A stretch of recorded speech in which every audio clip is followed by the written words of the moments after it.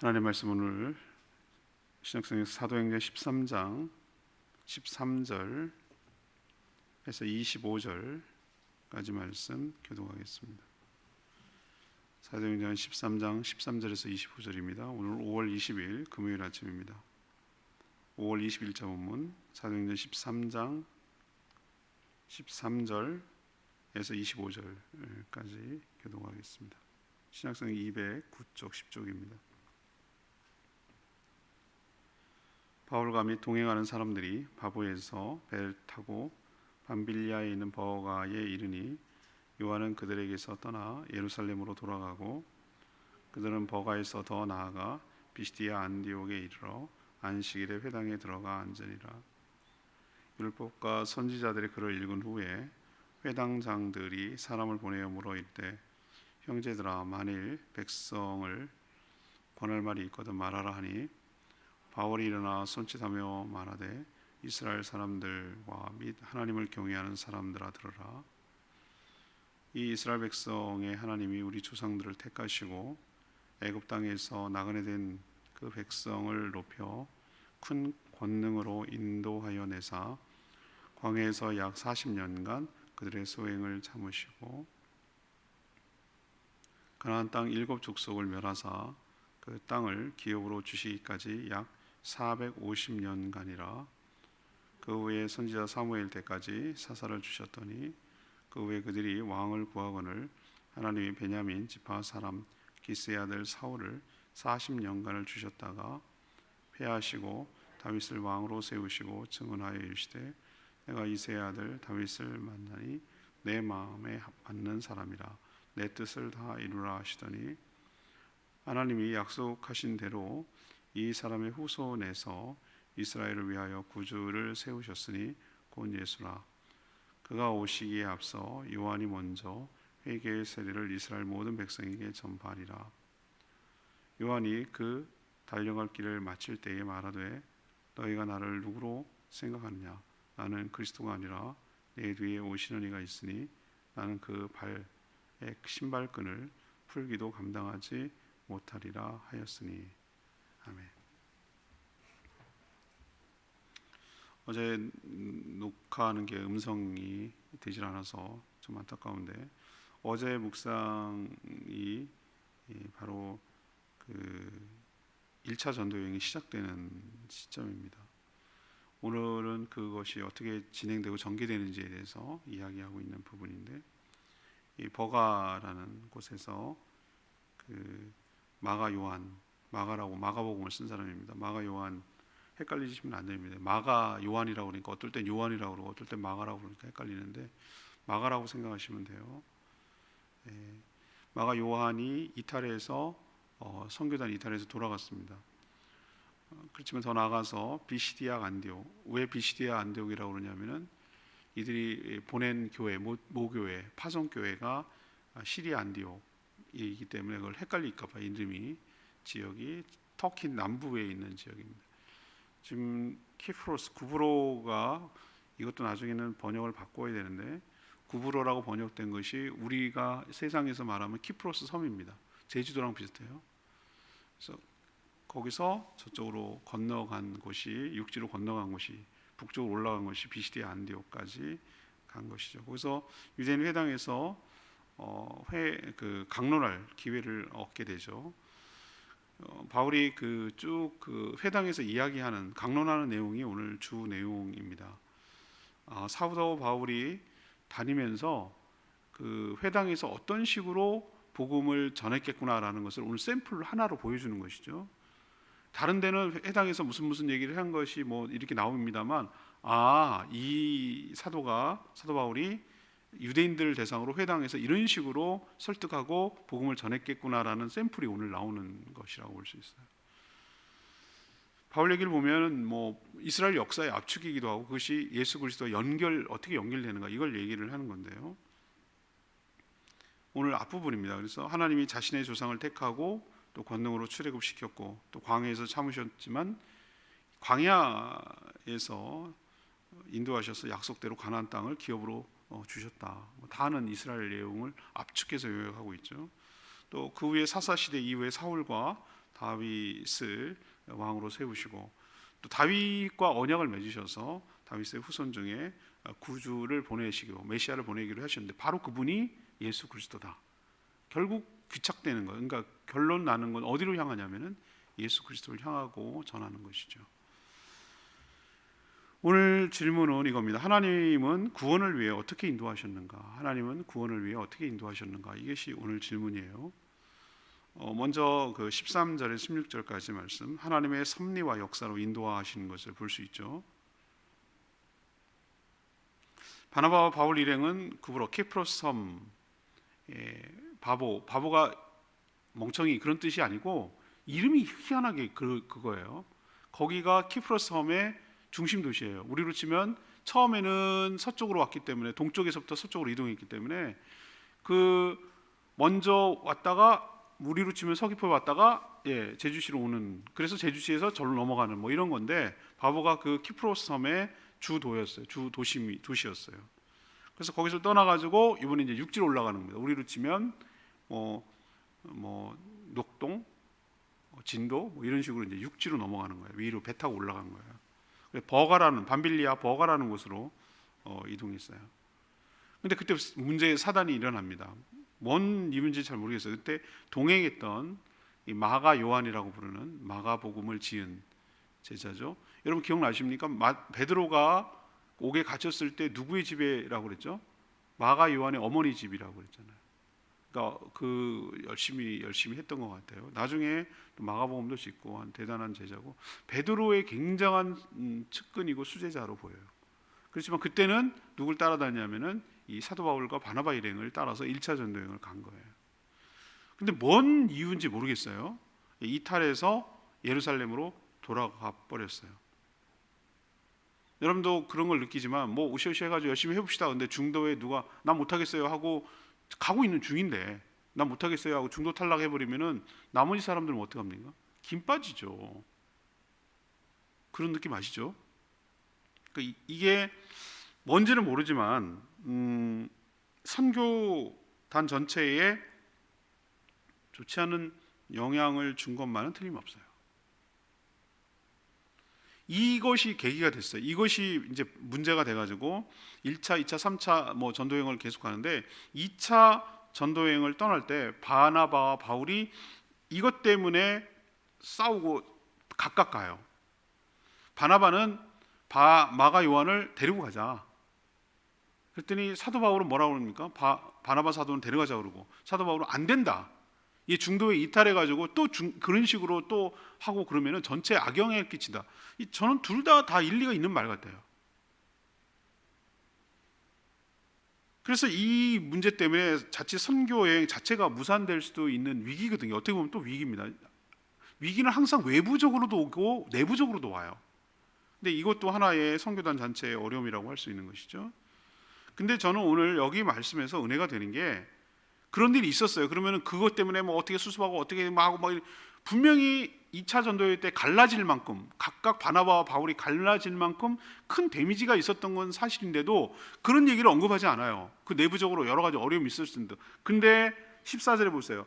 그들은 버가에서 더 나아가라고 그랬어요. 더 나아가. 이 점이 정말 오늘 말씀 중에서 참 은혜가 되는 지점이에요. 우리도 보면 어떤 일이 있고 힘든 일이 있고 어렵고 그러면 주저주저하고 그냥 다시 시작할까? 뭐 그냥 돌아갈까? 뭐 이런 생각을 하잖아요. 근데 복음이 중단되지 않도록 더 나아갔다고 했어요. 버가에서 더 나아가. 그래서 비시디아 안디옥 거기가 이제 주도라고 할 수 있는데 그쪽 지방에 거기까지 이르는 거예요. 우리도 복음을 전하고 주의 사역을 하다 보면은 항상 좋은 일만 있는 게 아닙니다. 어떨 땐 주춤거리게 하고 어떨 때는 여러 가지 어려움을 주고 있어요.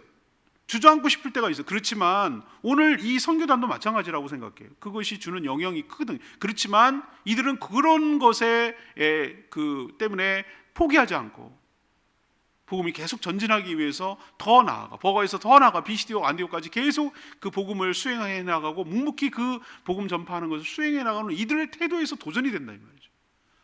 그렇구나. 이렇게 살아야 되는구나. 이들도 쉽지 않았겠구나. 그렇지만 계속 그래도 그 주님 주신 사명, 생명을 구하는 사명을 위해서 끊임없이 나아갔구나. 전진해 나갔구나. 이게 읽혀지니까 참 은혜가 되더라고요. 이들도 쉽지 않았지만 했구나라는 것에. 그들은 사사로운 감정과 일에 매이지 않고 복음 전파를 위해서 순종한 모습을 보여요. 그리고 그들은 관례대로 회당에 갔는데 놀랍게도 회당장이 권한이 크거든요. 회당장이 거기서 이제 뭐 그 예배를 전체 진행하는 그런 사람인데, 바울에게 오늘 놀랍지 않으세요? 15절 이제 율법과 선지자의 글, 이게 이제 예배의 이들은 회당의 순서예요. 우리가 흔적이 남아 있는 게 뭐냐면 성시교독이라는 게 남아 있어요. 이들은 세 부분을 이렇게 따로 읽었다고, 나중에 세 부분이 읽습니다. 근데 유대인 전통에 의하면 어떤 거냐면은 율법, 선지자의 글, 시편 뭐 이런 식으로 따서 이렇게 하나씩 읽었다고 그래요. 유대 옛날의 예배식 중에 하나가 성경이 없으니까, 성경을 갖고 있는 건 회당에만 있으니까 그걸 또 편식하지 않으려고 율법서에서 한 부분 읽고, 그 읽는 게 예배 순서 중에 하나예요. 그냥 그거 갖고 뭐 하는 게 아니라. 그리고 또 하나, 율법서 말고 선지서 하나 읽고 그다음 시편 하나 읽고 뭐 이런 식으로 읽었다고 그 당시 유대교의 전승을 연구한 학자들이 얘기해요.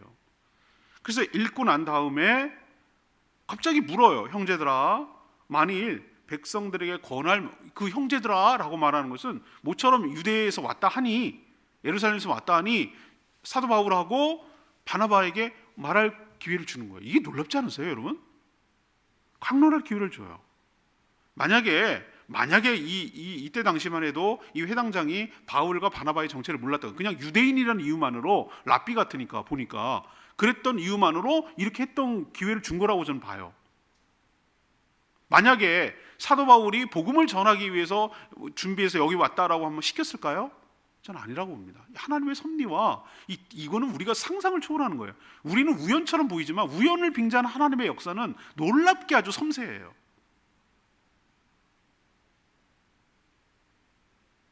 그래서 제가 늘상 얘기하는 거죠. 사도행전이라고 말하고 우리는 성령행전이라고 읽어야 된다는 거예요. 사도들의 행전이 아니라 성령의 행전이라고 볼 수 있어요. 이건 성령님이 간섭하시고 만지는 게, 보이지 않는 손으로 만지는 게 느껴져요. 이게 모두가 하나님의 섭리와 역사죠. 그리고 주님의 손길이죠. 사도행전인 것을 주님의 손길이라고 표현을 해요. 주의 손길이 임하사. 우리는 다 이해할 수 없어요. 우리가 일어나는 모든 일을 어떻게 다 이해하고 다 통제하고 다 컨트롤하고 다 이렇게 해석할 수가 있겠습니까? 우리도 살다 보면 여러 가지 다양한 일들이 벌어집니다. 다 그걸 어떻게 알겠어요? 그렇지만 하나 믿어야 되는 게 하나 있어요. 이 모든 것들을 통해서 하나님의 뜻을 이 땅에 실현하기 위해서 하나님께서 지금 작업을 하고 계신다는 것을, 내가 그걸 다 이해하고 습득하고 받아들이고 안 받는 그걸 여부를 떠나서 이 모든 것들이 복음이 전파돼서 생명을 구원하고 교회를 세우는 일을 위해서 하나님이 지금 일하고 우리도 열심히 일해서 생계를 위해서 먹고 살고 뭐 하는 것처럼 하나님의 일은 뭐냐? 생명을 구하는 일을 위해서 우리를 통해서 도구를 사용해서, 우리도 뭐 요리할 때 요리, 뭐 할 때 뭐 이렇게 우리 작업 도구가 있잖아요. 우리가 하는 이 잡이 있잖아요. 그런 것처럼 우리를 통해서 하나님의 뜻을 이루어가는, 구원을 이루어가는 일을 하고 계시다는 사실을 우리도 믿음의 눈으로 바라보고 인식할 필요가 있는 줄로 믿습니다. 자, 두 번째 질문 답은 구원을 위해서 어떻게 인도하시는가? 17절에서 22절까지예요. 하나님의 뜻을 이루도록 이제 인도하시는 것을 볼 수 있어요. 바나바보다 바울이 말을 더 잘했던 것으로 보여요. 바울은 유대인들에게 매우 익숙한 조상 이야기부터 꺼내요. 강론할 기회를 얻었으니까. 바울의 설명 중 우리가 동사에 주목할 필요가 있어요. 제가 이 말씀을 묵상하면서 동사에다가 한번 동그라미를 쳐봤어요. 동사, 문장이 서술어죠. 하나님은 조상들을 뭐 하셨다? 택하셨다 라는 동사. 그리고 이집트 땅에서 노예로 살았지만 큰 권능으로 그들을 인도하셨다. 택하셨다, 인도하셨다. 그리고 또 하나 중요한 동사가 있어요. 광야 40년 동안 그들의 소행이라고 그랬죠. 소행을 잘 참아주셨다. 그들의 이 출애굽기 쭉 보면은 여러분 아시잖아요. 민수기 출애굽기 보면은 얼마나 그들이 패역하고 얼마나 그들이 정말 뭐라고 그럽니까? 정말 야 그만 다 관두자 이러 할 정도로 그들이 얼마나 하나님께 대적하고 대들고 불손하고 무례하고 불신하고 이런, 그걸 그냥 한마디로 소행이라고 표현하는 거죠.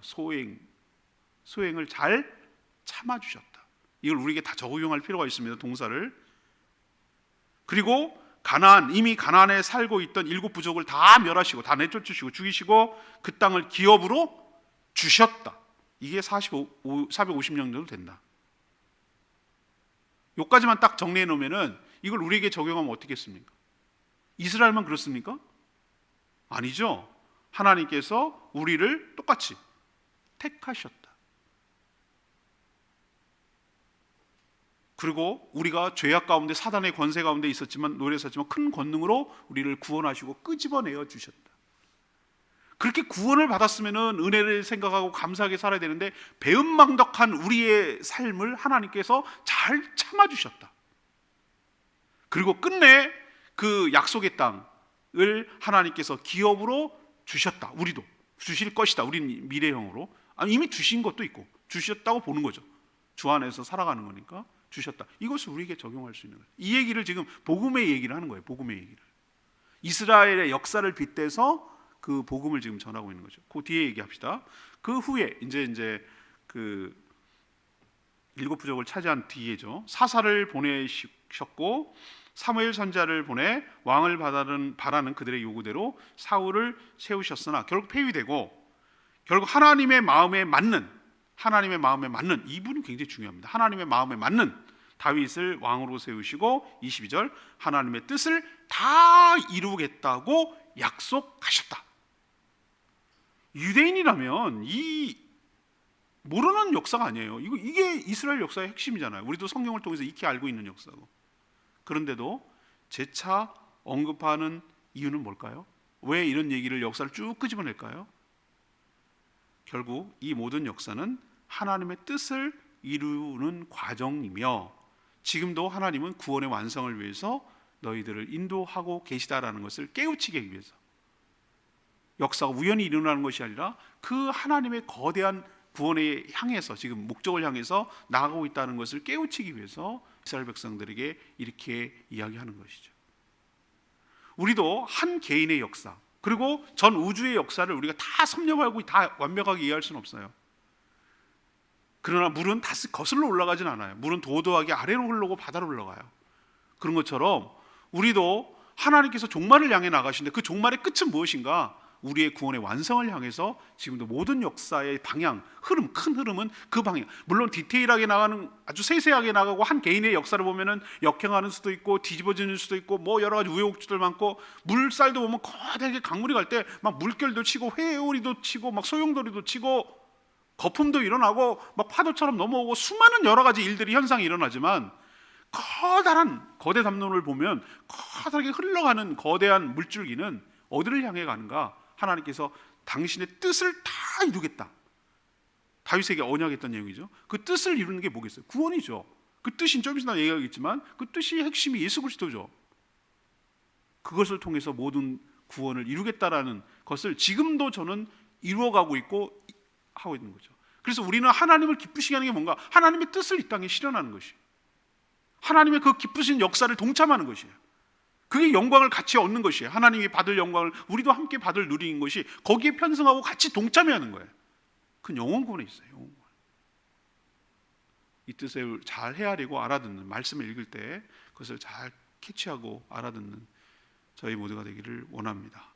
세 번째 얘기는요. 23절에서 25절까지 말씀인데 하나님의 약속대로 구주를 보내셨다는 겁니다. 하나님은 자신의 뜻을 다 이루겠다고 누구와? 다윗과 약속. 이걸 언약이라고 그러죠. 다윗과 맺은 언약의 핵심 중 하나가 뭡니까? 여러 가지 있는데 그 중에 하나가 후손 가운데 메시아 곧 구세주를 보내겠다. 그 왕위가 영원할 것이다. 이런 얘기를 했어요. 그 약속하신 구주가 누굽니까? 그분이 세운 그분이 바로 예수 그리스도다라고 선포하고 있어요. 이 얘기를 하려고 사도 바울이 앞에서부터 쭉 끌고 온 것이죠. 예수 그리스도가 먼저 와서 그의 길을 준비했던 세례요한, 여기서 말하는 요한은 세례요한을 뜻해요. 세례요한은 회개의 세례를 모든 이스라엘 백성들에게 베풀어 주셔서 예수 그리스도 주님을 소개하며 그를 맡도록 했다라고 설명하죠. 세례요한이 자신의 사명을 마치려 할 때 자신은 그리스도가 아니라고 분명하게 선언했어요. 그리고 자기 뒤에 오시는 분은 자신이 감당치 못할 분, 바로 메시아라고 선언했습니다. 그러니 예수가 하나님의 언약한 바로 그 구주임을 믿고 영접하는 것이 옳다라고 말하는 거예요. 이 비시대 안디옥에 있는 유대인들도 세례 요한이 했던 활동들을 최소한 알고는 있었어요. 유대에 갔을 때 자기도 그 대단한 선지자가 나타나셨다라고 그들도 다 소문이 쫙 퍼졌기 때문에 세례요한에 가가지고 뭐죠? 세례를 받은 사람도 여기 대다수 많이 있을 거예요. 한동안 세례 사역을 하고 회개를 촉구했기 때문에, 그 얘기를, 주님의 얘기를 예비하는 작업을 했기 때문에. 그래서 그 얘기를 하니까 이들은 익숙한 얘기예요. 최소한 들었거든요. 그 세례 요한이 그런 했다, 엘리야 같은 선지자가 올 거라고 했는데 그분이다라고 했는데, 그 얘기를 하면서 너희들이 믿고 세례를 받았던 그 세례 요한이 소개한 분이 누군 줄 아냐? 바로 다윗과 언약이 있던 바로 예수 그리스도다. 자기는 그리스도가 아니라고 분명히 얘기했다. 내 뒤에 오시는 분은 신발끈도 내가 매기도 어려운 그분인데 바로 저분이다 라고 얘기를 하는 거예요. 그래서 누구에게로 시선이 돌아가도록 유대인들이 세례 요한도 얘기했고, 앞에 다윗 언약도 얘기했고, 수많은 선지자들이 얘기했던 바로 그분이 십자가에 못 박힌 예수 그리스도라는 것을 전하는 것, 연결하는 거라는 것을 얘기하고, 그분을 믿고 영접하는 자는 구원을 얻는다라고 얘기를 하는 것이죠. 하나님은 어떤 일을 감정에 따라 즉흥적으로 하는 분이 아니에요. 철저하게 그 언약, 약속에 따라 움직여 나가시는 분이에요.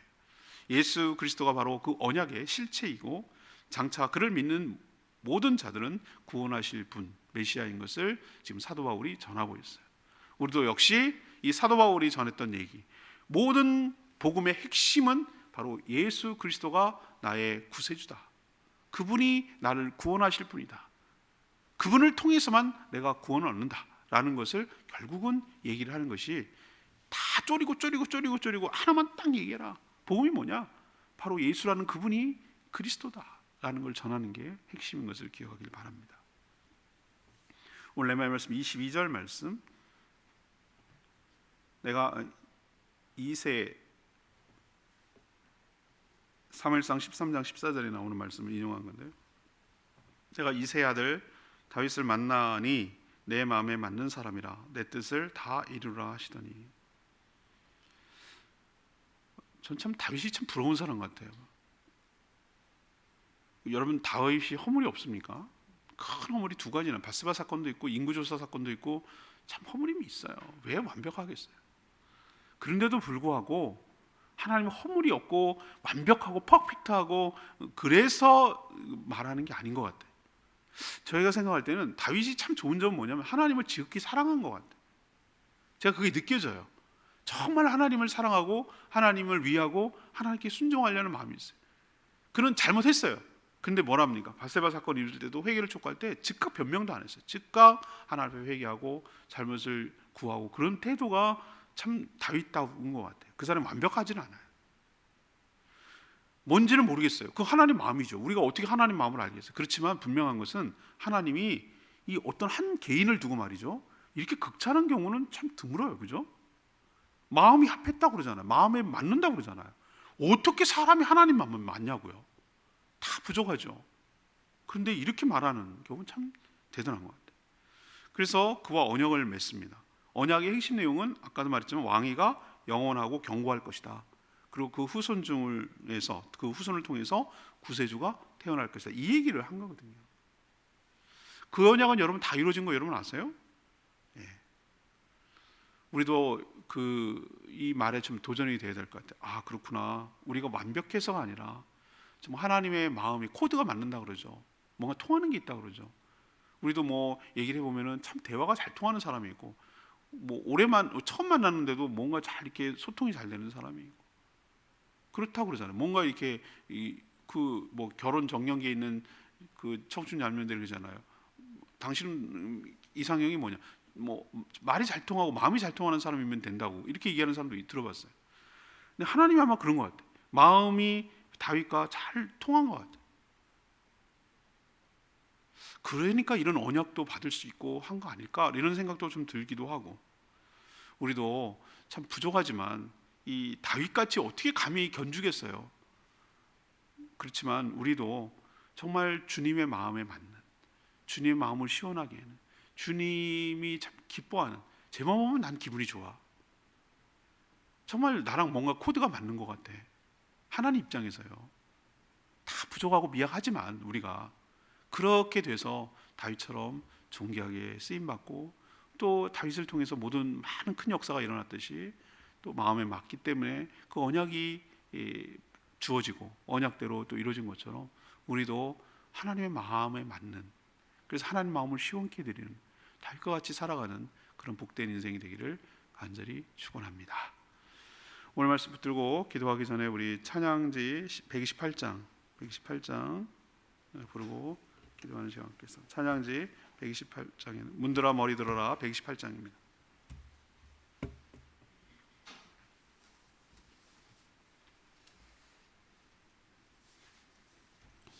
찬양지 128장 우리 힘차게 부르겠습니다. 문들아 머리 들어라, 문들아 머리 들어라, 들릴지어다 영원한 문들아, 영광의 왕 들어가시도록, 영광의 왕 들어가신다. 다시 한번 문들아 머리 들어라, 들릴지어다 영원한 문들아, 영광의 왕 들어가시도록, 영광의 왕 들어가신다. 영광의 왕이시뇨 강하고 능하신 주로다, 전쟁에 능하신 주시라, 다 찬양 위대하시라. 왕께 만세, 왕께 만세, 당신은 영광의 왕이라, 다 찬양 위대하시라. 그렇습니다. 하나님께서 하시는 일을 보면 참 대단하기도 하고 아주 섬세하기도 하고 그래요. 복음이 좌절될 것 같아도 하나님의 역사는 계속해서 전진하고 더 나아가고 더 이루어지는 것을 경험합니다. 우리도 사도 바울처럼 바나바처럼 담대하게 복음을 전하고 위축되고 주저하지 아니하고 힘든 일에 포기하지 아니하고 끝까지 복음 사명, 생명을 살리는 일에 쓰임받는 복된 인생 되게 해달라고 주여 외치며 기도하겠습니다. 주여 하나님, 문들아 머리 들어라, 들릴지어다 영원한 문들아, 영광의 왕 들어가시도록, 영광의 왕 들어가신다. 영광의 왕이시뇨 강하고 능하신 주로다, 전쟁에 능하신 주시라, 다 찬양 위대하시노. 왕께 만세, 왕께 만세, 당신은 영광의 왕이라, 다 찬양 위대하시노. 하나님, 지금도 구원을 위해 인도하고 계심을 믿습니다. 환난과 핍박, 또 내부의 이탈도 있고 여러 가지 어려움도 있겠지만 좌절하지 않고 복음을 위해 더 나아가야 할 줄로 압니다. 믿음을 가지고 생명을 구원하는 복음을 들고 한 발 한 발 어려움을 뚫고 전진하는 저희들 되게 하여 주시옵소서. 하나님은 언약을 맺으시고 그 언약을 다 이루어 가셨습니다. 약속대로 구세주 예수 그리스도를 보내셔서 구원을 완성하실 줄 믿습니다. 저희도 하나님과 다윗처럼 하나님과 마음이 맞는 사람이 되게 하여 주시옵소서. 저희를 통해 하나님의 뜻을 이루어드리게 하시고 또 이루어지게 하여 주시옵소서. 사사로운 일에 매이지 않게 하시고 계속 복음을 전파하는 데 힘쓰는 저희들 되게 하시고 하나님의 섭리와 역사를 믿고 동참하는 저희들 되게 하여 주시옵소서. 오늘도 간구하는 모든 기도 주님께서 응답하시고 특별히 몸이 아파서 괴로워하는 모든 지체들 형제 자매들 주님께서 긍휼히 여겨주시고 온전히 치유하고 회복시켜 주시옵소서. 또 성도들의 생업과 일터와 직장을 축복하시고 그 가정을 평안케 하여 주시고 하는 모든 일이 형통하도록 하나님의 선한 길로 인도하여 주셔서 하나님이 하는데 조금 더 지장이 없도록 하나님께서 채워주시고 인도하여 주시옵소서. 또 몸된 교회를 세워가기에 이리저리 애쓰고 수고하고 마음을 쏟는 모든 주의 종들을 축복하시고 은혜로 채워주시며 또 모이는 목장들마다 축복하셔서 하나님께서 꿈꾸는 가정교회를 세워갈 수 있도록 복 내려 주시옵소서. 주님 손에 모든 것 맡깁니다. 우리의 발걸음을 인도하시고 시간, 에너지, 삶을 허비하지 않게 하시고 생명을 구원하는 일에 의미 있게 쓰임받도록 교회를 세워가는 일에 쓰임받도록 복 내려 주시옵소서. 주님께 모든 것 맡기며 예수 그리스도 이름으로 축복하며 기도합니다. 아멘. 오늘 하루도 주님의 은혜 가운데 살아가는 하루 되기를 축복합니다. 충분히 또 중보 기도도 하시고 충분히 기도하고 하루 시작하겠습니다.